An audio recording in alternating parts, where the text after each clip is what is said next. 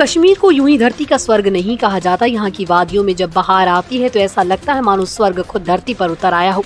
खासकर मार्च और अप्रैल के महीने में जब बसंत ऋतु दस्तक देती है, तब कश्मीर की वादियाँ रंग बिरंगे फूलों से सज जाती हैं और हर ओर एक नई ताजगी, नई खुशबू और नई ऊर्जा देखने को मिलती है। अगर आप कश्मीर की असली खूबसूरती को अपनी आंखों से देखना चाहते तो ये समय सबसे बेहतरीन है। इस मौसम में कश्मीर के पहाड़, बाग बगीचे और झील का एक शानदार नज़ारे में तब्दील हो जाते हैं। यही वजह है कि इन महीनों में देश विदेश से हजारों सैलानी यहाँ खिंचे चले आते हैं। मार्च अप्रैल में जब बर्फ धीरे धीरे पिघलने लगती है तो उसके नीचे से जीवन फूटता है। ट्यूलिप, बादाम, चेरी और सेब के फूलों की बहार घाटियों में छा जाती है और चारों ओर बिछी रंग बिरंगे फूलों की चादर और उनकी महक हर किसी के दिल को छू जाती है।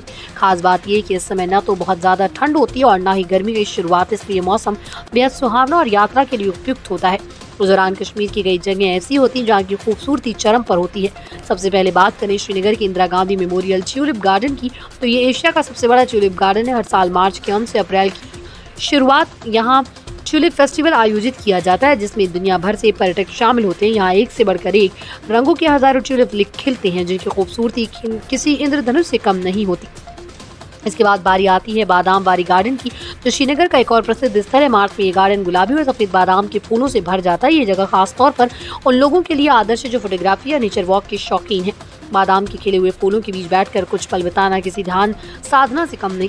डल झील की बात न की जाए तो कश्मीर यात्रा अधूरी मानी जाएगी। मार्च में डल झील की सुंदरता अलग स्तर पर होती है। इस समय शिकारे फूलों से सजे रहते हैं और झील के किनारों रंग बिरंगे फूलों की क्यारियां दिखाई देती हैं। शिकारे में बैठकर झील की सैर करना और चारों ओर बर्फीले पहाड़ों को निहारना एक अद्भुत अनुभव होता है।